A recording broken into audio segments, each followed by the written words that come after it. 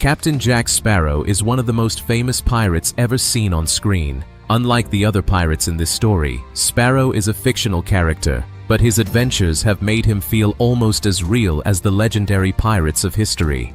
Jack Sparrow was the captain of the Black Pearl, a ship he considered more valuable than almost anything else in the world. He was not the strongest pirate, and he was certainly not the most disciplined. Instead, Sparrow survived through clever tricks, quick thinking, manipulation, and an incredible ability to escape when everything seemed to be going wrong. Sparrow's greatest strength was his unpredictability. Enemies could never be completely sure what he would do next. Sometimes he appeared to be a coward, running away from a fight, only to return with a plan that turned the situation in his favor. Other times, he would deliberately allow himself to be captured because he had already figured out a way to escape. Sparrow faced rival pirates, naval officers, cursed sailors, supernatural creatures, and the terrifying Davy Jones. No matter how impossible the situation became, he almost always found a way to survive. His strange personality, pirate clothing, famous compass, love of rum, and unpredictable behavior turned him into one of the most recognizable pirate characters in modern entertainment.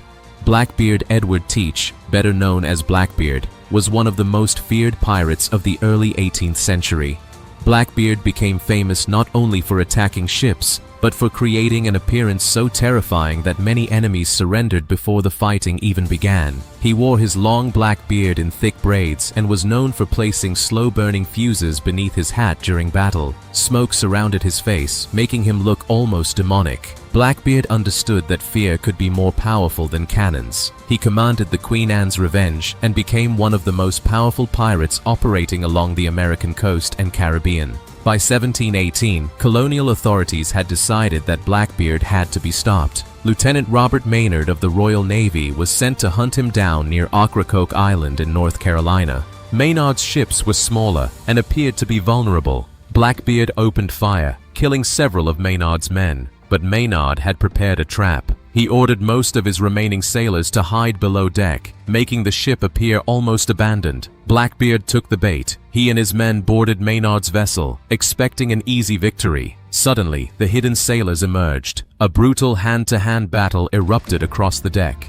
Blackbeard fought with incredible determination. He was shot several times and suffered numerous sword wounds, yet he continued fighting. Eventually, Maynard's men surrounded him and brought him down. Blackbeard was killed in the battle, and Maynard severed his head from his body. His head was later displayed publicly as a warning to anyone who considered becoming a pirate. Blackbeard's death marked the end of one of the most terrifying pirate careers in the Atlantic. Captain Kidd William Kidd began his career as a respected privateer and ship captain, not as a criminal.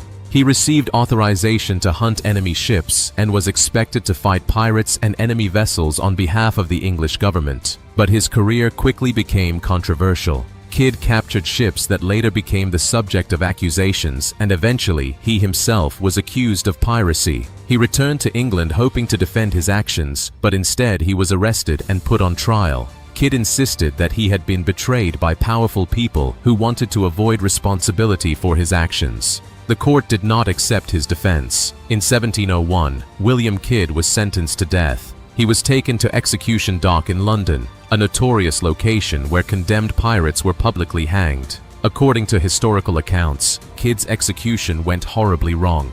The rope broke. Kidd fell through the trapdoor and crashed down toward the mud below, but he was still alive. For a moment, some spectators believed the failed execution was a sign from God that Kidd should be pardoned. But the authorities did not change their decision. Kidd was taken back to the gallows. A new rope was placed around his neck, and the execution was carried out successfully. But the authorities wanted his death to become a permanent warning. His body was covered in tar to slow its decay and placed inside an iron gibbet cage. The cage was then displayed publicly near the River Thames. Kidd's body remained on display for years as ships passed by. His final fate became a terrifying message to sailors who might consider choosing a life of piracy. Stede Bonnet. Stede Bonnet was one of the strangest pirates of the Golden Age. Unlike many pirates who came from difficult backgrounds, Bonnet was a wealthy plantation owner from Barbados. He had money, land, social status, and a comfortable life. Yet for reasons that historians still debate, Bonnet decided to abandon everything and become a pirate. He became known as the gentleman pirate. The problem was that Bonnet had little experience as a pirate captain. His attacks were often unsuccessful, and he sometimes depended on more experienced pirates to help him operate his ship.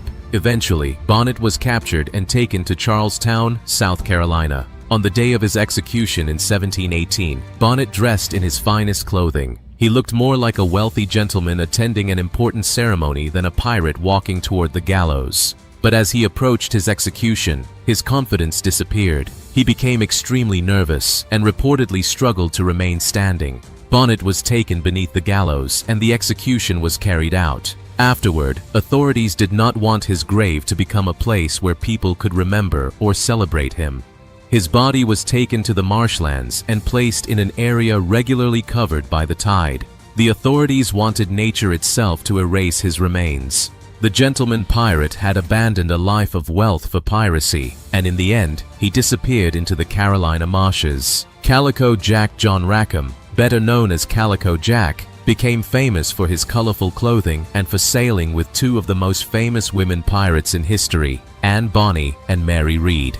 Rackham was not one of the most powerful pirate captains, but his unusual crew made his story unforgettable.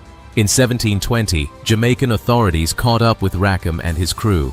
According to historical accounts, many of the pirates were drunk and unable to fight effectively. However, Bonny and Mary Read reportedly fought fiercely during the attack. Rackham and the rest of his crew were captured and taken to Jamaica. He was quickly tried and sentenced to death. One famous story claims that Bonny visited Rackham in prison and criticized him for allowing himself to be captured. Rackham was hanged at Port Royal in November 1720, but the authorities wanted his punishment to become a warning for other pirates. His body was placed inside an iron gibbet cage and displayed on a small island near the entrance to Port Royal Harbor. There, his remains were exposed to the Caribbean sun, rain, wind, and birds. The place eventually became associated with Rackham's name. Every ship entering or leaving the harbor could see the remains of the pirate captain hanging in his iron cage. His body became a permanent symbol of what could happen to anyone who chose the pirate's life. Some died in battle, some were hanged, some were displayed as warnings, and at least one disappeared into history without anyone knowing exactly what happened. If you enjoyed this video, make sure to like the video, subscribe to the channel, and turn on the notification bell for more fascinating stories from history. And tell us in the comments which pirate you want to see in our next video. Thanks for watching, and I'll see you in the next one.